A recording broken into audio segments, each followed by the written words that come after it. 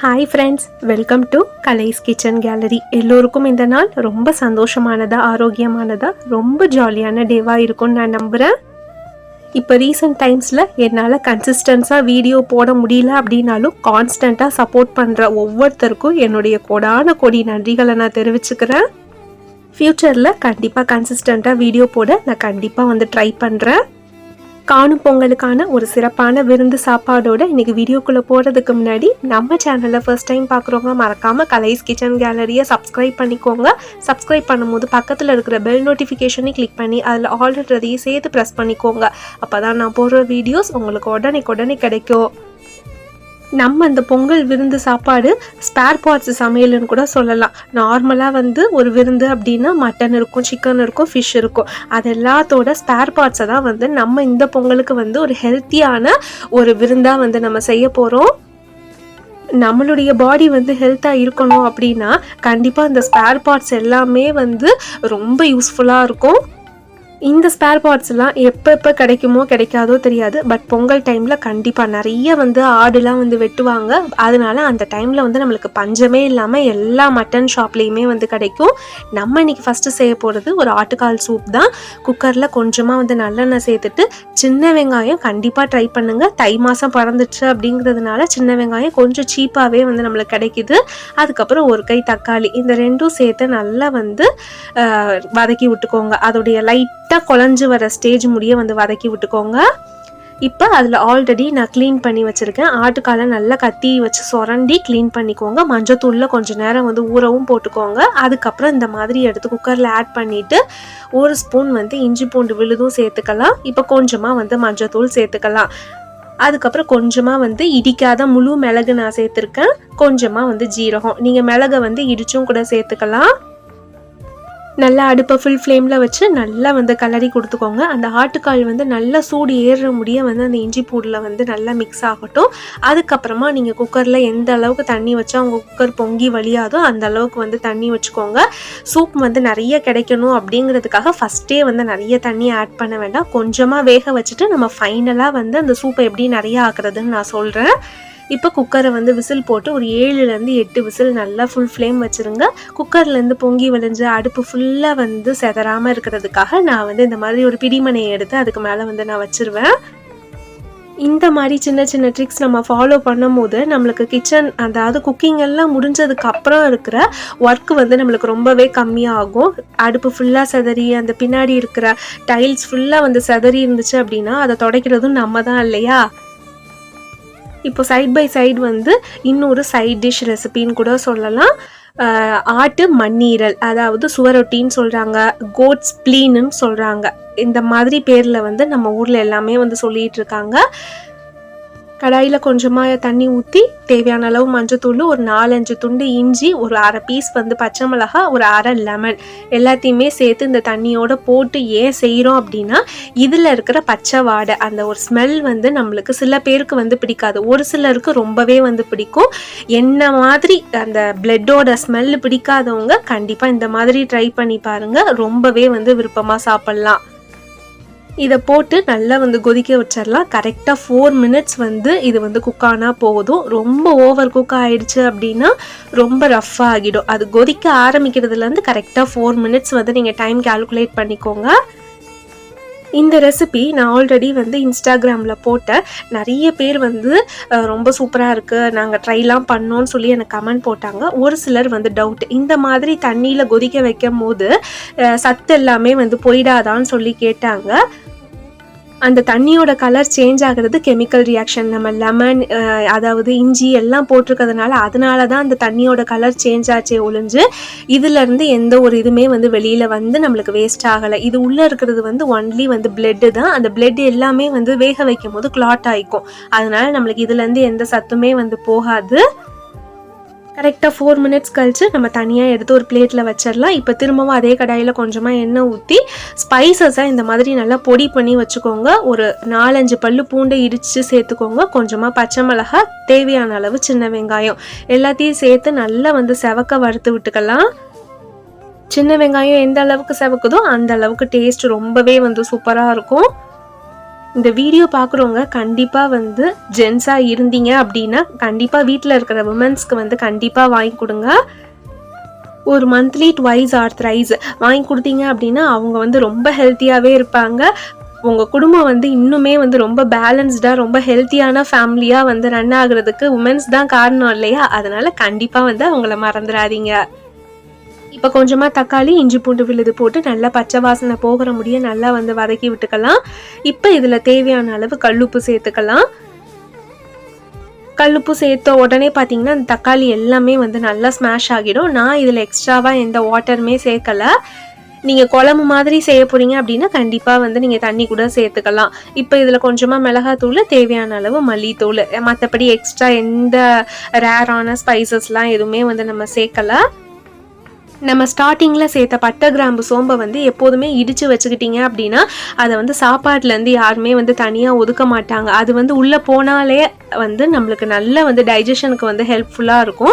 அது போடுறதே வந்து சாப்பிட்றதுக்காக தானே ஒழிஞ்சு எடுத்து ஓரமாக வைக்கிறதுக்காக இல்லை. அதனால் வீட்டில் அந்த மாதிரி முழுசாக சாப்பிட மாட்டாங்க அப்படின்னா கண்டிப்பாக வந்து பொடி பண்ணி வச்சுக்கோங்க. இப்போ ஆல்ரெடி வேக வச்ச சுவரொட்டியை கட் பண்ணும் போதே இந்த மாதிரி பிளட் வந்து நல்லா ஒழுகும். அதையுமே வந்து வேஸ்ட் பண்ணிடாதீங்க. இந்த கிரேவியோட வந்து ஃபுல்லாக ஒரு சொட்டு கூட இல்லாமல் கம்ப்ளீட்டாக வந்து ஊற்றி விட்டுக்கோங்க. இப்போ இதை சேர்த்து நல்லா அடுப்பை ஃபுல் ஃப்ளேமில் வச்சு நல்லா கிளறி விடுங்க. இப்போ ஒரு மாதிரி பிங்கிஷாக இருக்கிற அந்த கலர் வந்து ஃபுல்லாக பிளாக் கலராக மாறும். அந்த மாதிரி அளவுக்கு நல்லா வந்து சுருண்டு வேகட்டும். ஃபைனலாக கொஞ்சமாக வந்து ஜீரகத்தூள், கொஞ்சமாக வந்து மிளகுத்தூள் நல்லா ஃப்ரெஷ்ஷாக க்ரஷ் பண்ணி சேர்த்துக்கோங்க. நான் டேஸ்ட்டுக்காக கொஞ்சமாக வந்து புதினா மல்லியெல்லாம் சேர்த்துருக்கேன். இது சேர்த்திங்க அப்படின்னா இந்த பச்சை வாசனை இன்னுமே வந்து சுத்தமாக இருக்காது. ஃபைனலாக வந்து ஒரு ஹாஃப் லெமனை வந்து ஒரு 2-3 சொட்டு வந்து பிழிஞ்சு விட்டுக்கோங்க. நான் மோஸ்ட்லி இது எனக்கு அந்த வாடெல்லாம் பிடிக்காது அப்படிங்கிறதுனால நான் செஞ்ச உடனேயே ஒரு கை சாதம் போட்டு இதுலேயுமே வந்து ஒரு 4-5 பீஸ் எடுத்து வச்சு கடகடன் வந்து மருந்து மாதிரி வந்து சாப்பிட்ருவேன். எனக்கு இந்த ஈரல், மண்ணீரல், இந்த மாதிரி அந்த பிளட் ஸ்மெல் வர்றது எதுவுமே வந்து எனக்கு பிடிக்காது. அதனால மருந்து எந்த மாதிரி நம்ம மருந்து எடுத்துக்குவோம் அப்படிவோ அதே போலயே வந்து நானுமே வந்து எடுத்துக்குவேன். எங்கள் வீட்டுக்கார செம்ம கலாய்ப்பு, இவ்வளோ டேஸ்ட்டாக வந்து செஞ்சுட்டு இதை யாராவது மருந்து மாதிரி முழுங்குவாங்களா அப்படின்னு சொல்லிட்டு இதில் பக்கத்தில் ஒரு செம்பில் வேற வந்து சுடுதண்ணி வேற வச்சுக்குவேன். டக்குன்னு வாயில் போட்டுட்டு ஒரு கிளாஸ் சுடுதண்ணியை வந்து கடகடன்னு குடிச்சு விட்ருவேன். பட் என் பசங்க வந்து அந்த மாதிரி ஆயிடக்கூடாது அப்படிங்கிறதுக்காக அவங்களுக்கு வந்து நல்லா சாதத்தோடையே வச்சு ஊட்டி விடுவேன். அவனுங்களுக்கு அந்த டேஸ்ட் வந்து ஓரளவுக்கு வந்து பிடிக்க ஆரம்பிச்சிருச்சு அவங்க டேடி மாதிரியே. இப்போ ஃபைனலாக வந்து சூப் வந்து நல்ல ஒரு 7-8 விசில் வந்து கேஸ் எல்லாமே வந்து ரிலீஸ் ஆகி கம்ப்ளீட்டாக வந்து போயிருந்துச்சு. இப்போ இதில் கொஞ்சமாக ஃப்ரெஷ்ஷாக க்ரஷ் பண்ண பெப்பர் அண்ட் ஜீரகத்தூள் ரெண்டுத்தையுமே வந்து கலந்து விட்டுக்கலாம். இப்போ இந்த சூப் வந்து இப்போ நம்ம குடும்பத்தில் வந்து நிறைய பேர் இருக்கோம் அப்படின்னா இதில் வந்து நல்லா கொதிக்க வச்ச ஹாட் வாட்டரை சேர்த்துக்கோங்க. நம்ம குக்கரில் ஸ்டார்டிங்லேயே இவ்வளோ தண்ணி ஊற்றினோம்னா கண்டிப்பாக வந்து வெளியில் தான் வந்து பொங்கி ஊற்றும். அதனால நல்லா ஃபைனலாக முடித்ததுக்கப்புறம் ஹாட் வாட்டர் சேர்த்துக்கலாம். அந்த கால் பார்க்கும் போதே வந்து உங்களுக்கு எந்த அளவுக்கு வெந்திருக்குன்றது பார்க்கும் போதே வந்து கண்டிப்பாக தெரிஞ்சிருக்கும். நான் எப்போதுமே இந்த மாதிரி வேக வச்சதுக்கப்புறம் திரும்ப ஒரு மண் சட்டியில் ஊற்றி அதை வந்து நல்லா வந்து கொதிக்க விட்டுருவேன் 2 கொதி. ஏன்னா அந்த மண் சட்டியோட பவரும் வந்து அந்த சூப்பில் இறங்கும். பசங்களும் ஈவினிங் ஸ்கூல் முடிச்சுட்டு வந்து தான் வந்து குடிப்பாங்க. அதனால அது முடியவே வந்து அந்த மண் சட்டியில் சூடாகவே இருக்கட்டும் அப்படிங்கிறதுனால நான் மண் சட்டியிலேயே வந்து ஸ்டோர் பண்ணி வச்சுருவேன். அந்த காலத்துலலாம் வந்து மண் சட்டியிலேயே வச்சு வேக வைப்பாங்க. பட் ஆனால் இப்போ நம்ம ஒரு நாள் ஃபுல்லாக வேக வச்சா கூட மண் சட்டியில் வந்து இவ்வளோ ஸ்பீடாலாம் வந்து வேகாது, கேஸ் தான் காலியாகும். அதனால குக்கரில் முடிஞ்ச அளவு வேக வச்சுட்டு மண் சட்டியில் ட்ரான்ஸ்ஃபர் பண்ணிக்குவேன். இப்போ சைட் பை சைடு பார்த்தீங்கன்னா முட்டை குழம்பு செஞ்சிடலாம் அப்படின்னு சொல்லிட்டு ஸ்பைசஸ் எல்லாம் ஆட் பண்ணிவிட்டு வெங்காயம் அதுக்கப்புறம் கருவேப்பிலை எல்லாமே போட்டு நல்லா தாளிச்சாச்சு. ஃபைனலாக கொஞ்சமாக வந்து தக்காளியும் போட்டு அதுவும் நல்லா வந்து ஸ்மாஷ் ஆகட்டும். இந்த முட்டை குழம்பு பார்த்தீங்கன்னா ரொம்ப சிம்பிளாக நம்ம எந்த மசாலாவும் அரைச்சி இந்த மாதிரி ஹோட்டல் ஸ்டைலோ அப்படிலாம் இல்லை. நார்மலாக வந்து நம்ம வீட்டில் எப்படி செய்வோமோ அதே போல் சிம்பிளாக செய்கிற ஒரு முட்டை குழம்பு தான். 2 பச்சை மிளகாவும் வந்து கீரி போட்டுக்கிட்டேன். உங்களுக்கு காரம் எவ்வளோ தேவையோ அந்த அளவுக்கு வந்து நீங்கள் கீரி போட்டுக்கோங்க. இப்போ இந்த மாதிரி வந்து எண்ணெயிலேயே வந்து பார்த்தீங்கன்னா மிளகாத்தூள் கலந்துக்கிட்டோம் அப்படின்னா நல்லா வந்து அந்த குழம்பு ஃபைனல் ஆகும் போது நல்லா ரெட் கலரில் வந்து வரும். இந்த மாதிரி வீட்டில் சிம்பிளாக செய்கிற முட்டை குழம்பு யாருக்கெல்லாம் வந்து ரொம்ப பிடிக்கும்னு சொல்லி கமெண்ட்டில் என் கூட மறக்காமல் ஷேர் பண்ணுங்கள். எனக்கு இந்த முட்டை குழம்பு ரொம்பவே வந்து பிடிக்கும். கொஞ்சமாக வந்து தேவையான அளவு மல்லித்தூள் வந்து ஆட் பண்ணிக்கிட்டு இப்போ வந்து தேவையான அளவு வந்து நம்ம தண்ணியுமே வந்து மிக்ஸ் பண்ணிக்கலாம். கட்டி இல்லாமல் நல்லா வந்து கரைச்சி விட்டுக்கோங்க. கொஞ்சமாக கட்டி கட்டியாக இருந்துச்சுன்னா கூட நல்லா வந்து கரண்டிட்டு வந்து நல்லா கொத்தி விட்டு நல்லா வந்து கரைச்சி விட்டுக்கோங்க. இப்போ அதோடைய பச்சை வாசனை கொஞ்சம் போகட்டும், அதனால சிம்லேயே வச்சு கொதிக்க விட்டுருக்கேன். சூப்புமே வந்து நல்லா சூடாக இருந்துச்சு. ஃபைனலாக வந்து புதினா கொத்தமல்லி போட்டு அப்படியே வந்து க்ளோஸ் பண்ணி வச்சுட்டேன். இப்போ இதில் வந்து நல்லா அந்த பச்சை வாசனை எல்லாமே போனதுக்கப்புறம் முட்டையை வந்து பொத்து ஊற்றிட வேண்டியது தான். ஃப்ரெஷ்ஷான முட்டை நல்ல முட்டையாக தெரிஞ்சிச்சு அப்படின்னா டேரெக்டாக ஊற்றுங்க. சப்போஸ் வந்து முட்டை ஏதாவது ஃபால்ட்டாக இருக்குமோன்னு பயமாக இருந்துச்சு அப்படின்னா ஒரு கரண்டியில் ஊற்றிட்டு அதுக்கப்புறம் வந்து நீங்கள் ஒவ்வொரு முட்டையாக வந்து உள்ளே அந்த மாதிரி கரண்டியில் ஊற்றிக்கோங்க. ஏன்னா ஒரு முட்டை கெட்டு போயிருந்தாலும் நம்ம உள்ளே ஊற்றிட்டா மொத்த குழம்புமே வந்து வீணாகிடும் இல்லையா. ஃப்ரெஷ்ஷாக வாங்கியிருந்தீங்க நல்ல முட்டையாக இருந்துச்சு அப்படின்னா நீங்கள் டேரெக்டாகவே வந்து பொத்து ஊற்றலாம். இப்போ சைட் பை சைடு வந்து மூளை கிரேவி வந்து செஞ்சிடலாம் அப்படின்னு சொல்லிட்டு தான் வந்து ரெடி பண்ணிகிட்டு இருந்தேன். மூளை கிரேவிக்குமே பார்த்திங்கன்னா கொஞ்சமாக வந்து கடாயில் வந்து தண்ணி ஊற்றிக்கோங்க. அதுக்கப்புறம் நல்லா வந்து க்ளீன் பண்ண மூளையை வந்து இந்த மாதிரி எடுத்து சேர்த்துக்கோங்க. இந்த மூளை, குடல், அதுக்கப்புறம் வந்து சுவரொட்டி இதெல்லாம் வந்து நார்மலாக நம்ம ஹோட்டலில் வாங்கி சாப்பிடாம வீட்டில் வாங்கி நல்லா க்ளீன் பண்ணிவிட்டு அதுக்கப்புறம் செஞ்சால் அதோடைய வாசனை டேஸ்ட்டே வந்து தனியாக தான் இருக்கும். மூளையுமே வந்து கரெக்டாக வந்து ஒரு 5 மினிட்ஸ் நல்லா வந்து கொதிக்கட்டும். முட்டை குழம்புலையுமே வந்து முட்டை ஒன் சைடு நல்லா வெந்துருந்துச்சு. அதை வந்து பூ போல் வந்து லைட்டாக பரட்டி விட்டாச்சு. அதே போல் முட்டை குழம்பையே ஃபுல் ஃப்ளேமில் வச்சு கொதிக்க விடாதீங்க. இது ஃபுல்லாக சிம்மில் போட்டே வந்து செய்யுங்க. அப்போ தான் வந்து எக் வந்து நல்லா பாயில் ஆகும். அந்த மூளை பாருங்கள், ஒன் சைடு வந்து அந்த கலர் எல்லாமே சேஞ்ச் ஆகிடுச்சு. அதுக்கப்புறம் வந்து இன்னொரு சைடு வந்து பரட்டி போட்டுட்டு தனியாக வந்து ஒரு தட்டில் வந்து நம்ம எடுத்து வச்சிடணும்.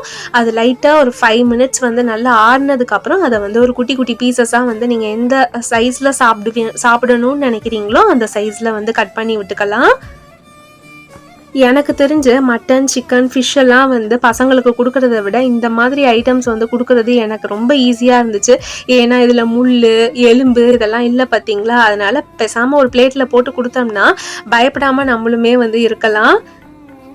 எப்போதும் ஒன்று போல தானே சாப்பிட்றோம், கண்டிப்பாக ஒரு மாற்றம் தேவை இல்லையா. அதனால் கண்டிப்பாக வந்து நீங்களுமே வந்து இந்த பொங்கல் கரிநாளுக்கு வந்து கண்டிப்பாக வந்து ட்ரை பண்ணி பாருங்கள். அதே போல் இந்த 2 மூளை, சுவரொட்டி எல்லாத்தோட குவான்டிட்டியுமே வந்து கம்மியாக தான் வரும். அதையும் நான் சொல்லணும் இல்லையா. இவ்வளோ செய்கிறீங்க, இது நிறைய ஆகிடாதா அப்படின்னு வந்து நிறைய பேருக்கு டவுட்டாக இருக்கும் இல்லையா. கரெக்டாக நம்ம உள்ளங்கையில் வச்சோம்னா நம்ம உள்ளங்கை சைஸுக்கு தான் வந்து மொத்தமே வரும். அந்த அளவுக்கு தான் வந்து குவான்டிட்டி வரும். இப்போ ஒரு கடாயில் எண்ணெய் ஊற்றி நம்ம ஸ்பைசஸ் அரைச்சதை வந்து சேர்த்துட்டு நல்லா பூண்டு ஒரு 4-5 பல் பெரிய பெரிய பல் பூண்டை வந்து நல்லா தட்டி சேர்த்துக்கோங்க. பூண்டு சேர்த்தோம் அப்படின்னா எந்த விதமான கேஸ் ட்ரபிளுமே வந்து நம்மளுக்கு வந்து இருக்காது. நல்ல டைஜஷனுக்கு ரொம்ப யூஸ்ஃபுல்லாக இருக்கும். அதுக்கப்புறம் பச்சை மிளகாய், தக்காளி, கருவேப்பிலை எல்லாத்தையும் சேர்த்து நல்லா வந்து வதக்கி விட்டுக்கலாம்.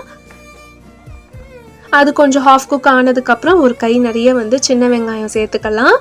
சின்ன வெங்காயத்தையும் சேர்த்து நல்லா வந்து அது நல்லா வாசனை வர முடிய வந்து நல்லா வதக்கி விட்டுக்கலாம். இது ரொம்ப கோல்டன் ப்ரௌன் கலராக செவக்கணும் அப்படின்றதுலாம் இல்லை.